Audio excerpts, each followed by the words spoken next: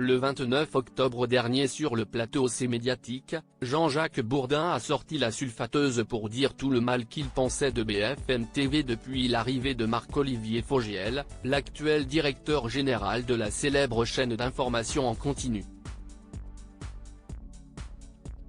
Ayant eu écho de ses virulents propos, l'époux de François Reland lui a donc rendu l'appareil auprès des équipes de la Tribune dimanche. Et ça fait très mal. La guerre est déclarée. Plus d'un an après son éviction de BFM TV, Jean-Jacques Bourdin qui a fait l'objet de 2 plaintes pour agression sexuelle, dont Bourdin ne parle pas, ne décolère pas. Ne mâchant pas ses mots lorsqu'il évoque le média dans lequel il s'illustrait depuis 2001, l'époux d'Anne Niva a plusieurs fois pris en grippe son ancien patron Marc-Olivier Fogiel. Sur le plateau de C'est Médiatique fin octobre, le journaliste qui est aujourd'hui sur Sud Radio n'y est pas allé de main morte pour critiquer certaines de ses décisions, taclant dans la foulée la récente arrivée de Laurent Ruquier. Je reviendrai à ce que t'es BFM au départ, c'est-à-dire, une vraie chaîne d'infos. Ce à quoi Mélanie Taravant lui a répliqué, mais c'est une toujours vraie chaîne d'infos. Une franche réponse qui a eu le mérite d'interloquer Jean-Jacques Bourdin qui ne reviendrait dans le groupe pour rien au monde, mais non. Ruquier, c'est une vraie chaîne d'infos? Ça ne marche pas. Dans la foulée, il a aussi affirmé « Je ne pouvais plus travailler avec Marc-Olivier Fogiel. J'ai toujours été très indépendant dans ma façon de travailler.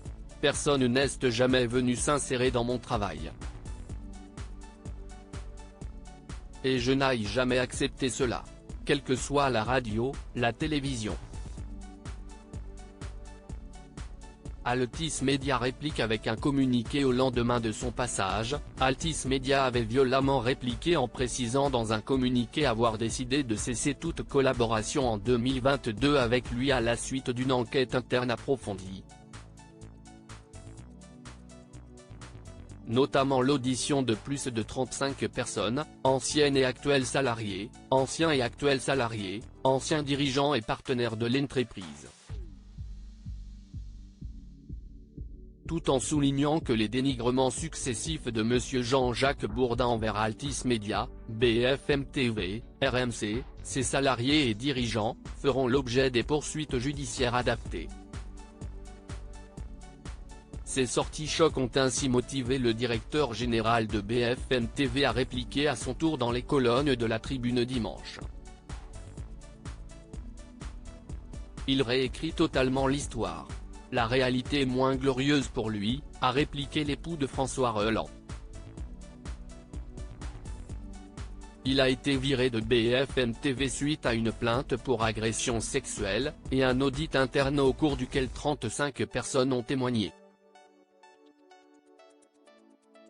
Un point de vue visiblement partagé par des collaborateurs qui ont découvert avec effroi que Jean-Jacques Bourdin était prêt à tout pour cacher la réelle cause de son départ forcé.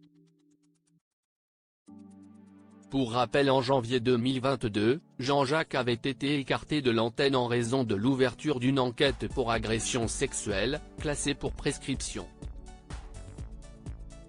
La première plainte déposée à l'encontre de Jean-Jacques Bourdin a été celle de Fanny Agostini, ex-présentatrice météo sur BFM TV.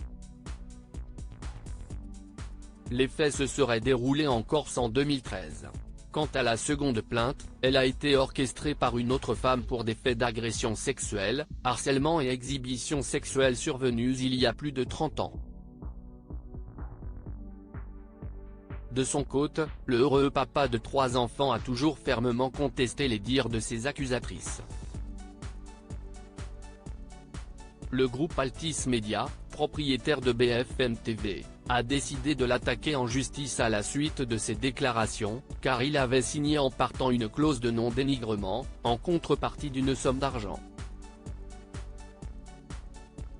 Il est libre de dire ce qu'il pense. Mais dans ce cas, il fallait renoncer à la clause et ne pas accepter l'argent, a renchéri Marc-Olivier Fogiel en toute transparence. Accusé par ce dernier d'être omniprésent lors de ses interventions, l'ex-animateur Fardon ne peut pas plaire à tout le monde a donc tenu à se défendre. La seule fois où il a eu une oreillette, c'était lorsqu'il a présenté la France dans les yeux. Ce jour-là, il était tout tremblotant et tétanisé, je lui donnais les arguments pour répondre à Valérie Pécresse qui était en train de l'humilier. De manière générale, je lis beaucoup de choses fausses concernant mon supposé interventionnisme. Fin de la polémique.